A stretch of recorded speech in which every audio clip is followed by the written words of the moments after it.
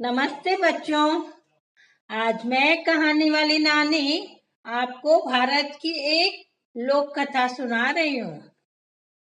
बच्चों, ये उन दिनों की बात है जब संयुक्त परिवार यानी जॉइंट फैमिली हुआ करती थी और सारे काम आपस में सुचारू रूप से बंटे हुए रहते थे। और बच्चों, कहानी का नाम है गेहूं के दाने। बच्चों, आप ऐसे और कई मजेदार कहानियां मेरे YouTube चैनल पर भी सुन सकते हो। मेरे चैनल को सब्सक्राइब कर बेल आइकन को जरूर दबाना ताकि मेरी हर नई कहानी का नोटिफिकेशन आपको समय समय पर मिलता रहे। कहानी अच्छी लगे तो लाइक बटन पर क्लिक करना और शेयर आइकन पर क्लिक कर आप वो कहानी अपने दोस्तों को भी सुना सकते हो। तो बच्चों, अब सुनो कहानी गेहूं के दाने। बच्चों, ये बहुत समय पहले की बात है। भारत के एक छोटे से गांव में मोहन नाम का एक किसान रहता था। उसके पास बड़े बड़े खेत थे और अच्छी फसल भी होती थी। मोहन गांव में अपनी पत्नी और 4 बेटों के साथ रहता था। धीरे धीरे उसके बेटे बड़े होते गए और खेती के काम ने मोहन का हाथ बटाने लगे और फिर उनकी शादियां भी हो गई। एक दिन की बात है, मोहन ने अपनी पत्नी राधा से कहा, चलो हम अब तीर्थ यात्रा पर चलते हैं। बहुत समय हुआ कहीं गए नहीं। राधा ने कहा, क्या कहा? तीर्थ यात्रा पर? हाँ, मन तो मेरा भी है, पर घर छोड़कर कैसे जा सकते हैं? मैं तो सारे काम समय पर ठीक से हो रहे हैं। घर की सारी जिम्मेदारी तो मेरे सिर पर है। क्या खाना बनाना, क्या सामान लाना, सब तो मुझे ही देखना पड़ता है। तीर्थ यात्रा पर जाऊंगी तब घर की चिंता ही लगी रहेगी। कौन ठीक से सारे कामों की जिम्मेदारी लेगा? मोहन हंसने लगा। अरे, तो इसमें कौन सी मुश्किल है? तुम तो खुद ही कहती हो कि बउवे बहुत समझदार है, बहुत होशियार है। तो फिर ऐसे करो ना, सब बहुओं को अलग अलग जिम्मेदारी दे दो और इस तरह काम सही ढंग से हो जाएगा और तुम जिम्मेदारी से मुक्त हो जाओगी।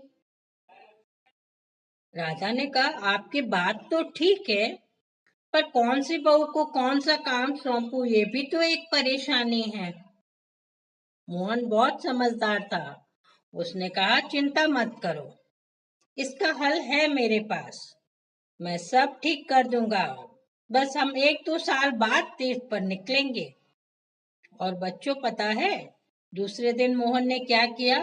उसने अपने चारों बहुओं को बुलाया और सबको, लक्ष्मी, सरस्वती, पार्वती और सीता को एक एक मुट्ठी गेहूं का दाना दिया और कहा, बेटो, ये गेहूं के दाने अपने पास संभाल कर रखो। 2 साल बाद मैं तुमसे वापस मांगूंगा, तब मुझे दे देना।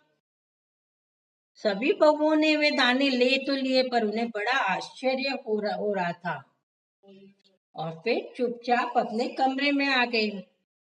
सबसे बड़ी बहू लक्ष्मी ने वह दाने देखे और फिर बिना कुछ ज्यादा कुछ सोचा नहीं, एक डिब्बा निकाला, सुंदर सी डिब्बिया निकाली, उसमें वे दाने रख दिए, थोड़े नीम के पत्ते रख दिए कि 2 साल में उनमें कीड़े ना लगे, और बंद करके अलमारी में रख दिए कि जब पिताजी मांगेंगे तो दे दूंगी। अलमारी में ये दाने सुरक्षित रहेंगे। और लक्ष्मी से जो छोटी थी, सरस्वती, उसने सोचा, गेहूं के दाने 2 साल तक संभाल कर रखने का क्या मतलब है? अरे, हमारे घर में तो गेहूं के बोरे भरे हुए पड़े हैं। जब पिताजी मांगेंगे तो उनमें से निकाल कर दे दूंगी। और उसने वे गेहूं के दाने बाहर फेंक दिए। अब तीसरी बहू पार्वती ने सोचा, 2 साल तक तो ये दाने सड़ जाएंगे। क्या करूं? क्या करूं? इन्हें रखूं या न रखूं? पिताजी ने तो ऐसे ही कह दिया होगा। उसने गेहूं के दानों का मीठा दलिया बनाया और खा लिया। अब चौथी बहू सीता सोचने लगी, पिताजी ने ये गेहूं के दाने यूं ही नहीं दिए हैं, जरूर कोई राज की बात है, कोई ना कोई तो बात है ही। हाँ, इन दानों का मैं क्या कर सकती हूँ? या तो पिसवा लूं या फिर रखूं।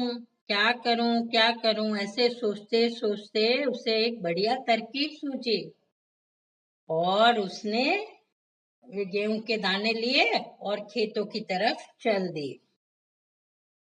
अब समय बीतते बीतते 2 साल हो गए। एक दिन मोहन ने अपने चारों बहुओं को फिर बुलाया और कहा, क्या तुम लोगों को याद है, मैंने 2 साल पहले तुम लोगों को गेहूं के कुछ दाने दिए थे रखने के लिए? जाओ, उन दानों को ले आओ। सारी बहुएं दाने लेने चली गई।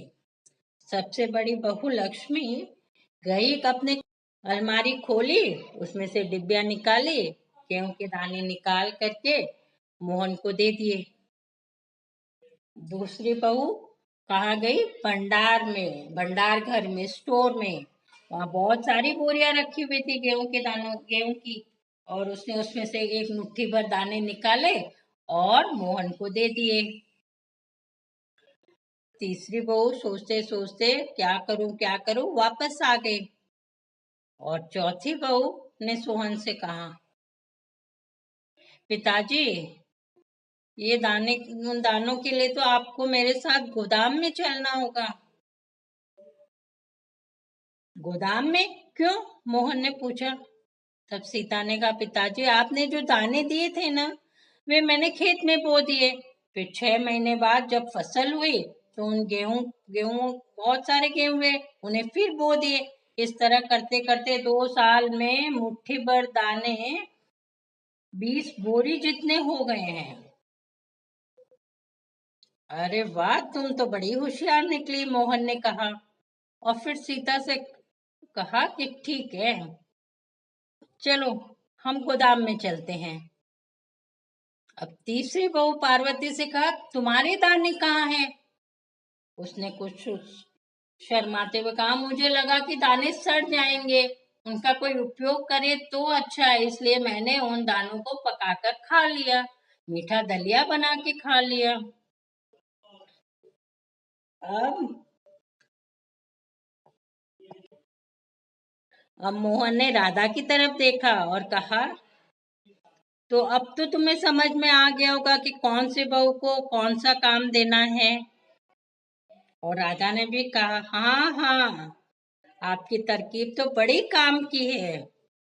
और उसने बड़ी बहू लक्ष्मी से कहा कि तुमने गेहूं के दाने संभाल कर हिफाजत से रखे, इसलिए स्टोर का, भंडार का सारा काम तुम्हें देखना है, सारी चीजों की सार संभाल करनी है।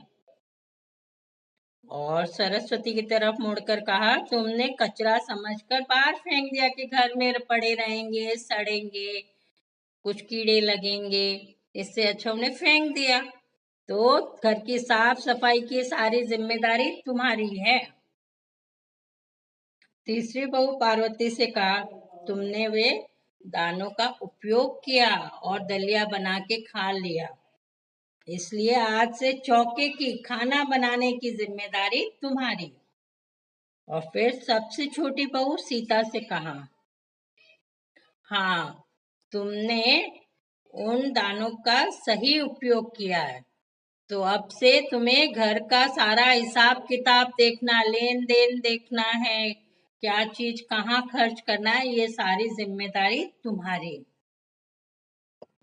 और राजा ने सारी बहुओं को कहा, क्यों, तो तुम लोगों को अपनी जिम्मेदारी समझ में आ गई? अपने अपने काम सही ढंग से करोगे?